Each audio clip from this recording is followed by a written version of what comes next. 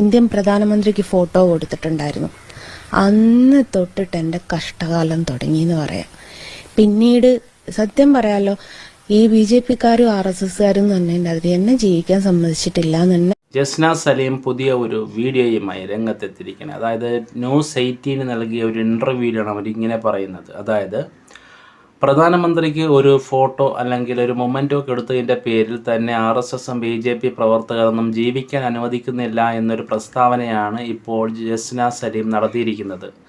തൻ്റെ മതത്തിൽ നിന്നും അതുപോലെ തന്നെ ഈ RSS BJP പ്രവർത്തകരിൽ നിന്നും അതിക്രൂരമായ രീതിയിലുള്ള സൈബർ അറ്റാക്കിംഗ് ആണ് താൻ നേരിടുന്നതെന്നും തൻ്റെ മതത്തിൽ നിന്നും വിമർശനങ്ങൾ ഒരുപാട് വരുന്നെന്നാണ് ഇപ്പോൾ ജസ്ന പറഞ്ഞിരിക്കുന്നത്.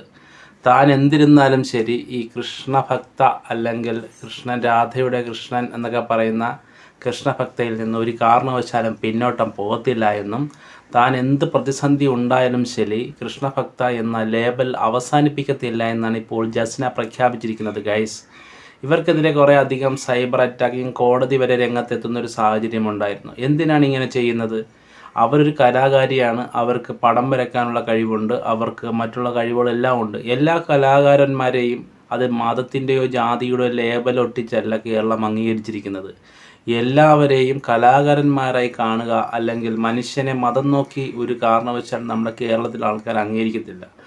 മഹാന്മാരായിട്ടുള്ളത് കഴിവുള്ള ആൾക്കാരെ എല്ലാം കേരളത്തിലെ ജനങ്ങൾ കണ്ണും പൂട്ടയടച്ച് വിശ്വസിച്ചെന്നൊരു ചരിത്രമാണ് കേരളത്തിൻ്റെ ഉള്ളത്.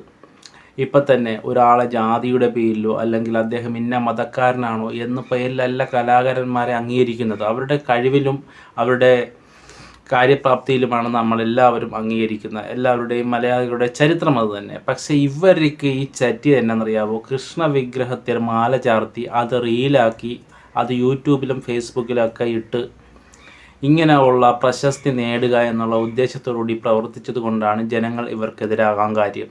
രണ്ടാമത്തെ കാര്യം, ഇവർ തട്ടയിട്ടുകൊണ്ട് ഗുരുവായൂർ അമ്പലത്തിൽ നടക്കുന്ന ഫോട്ടോയും അതുപോലെ തന്നെ വീഡിയോയും പ്രചരിപ്പിച്ചു. അപ്പോൾ ഒരു അൺയൂഷ്വലായിട്ടുള്ളൊരു കാര്യം നടക്കുന്നത് എന്താണെന്നുള്ള ക്യൂരിയോസിറ്റി ജനങ്ങൾക്കുണ്ടാകാം.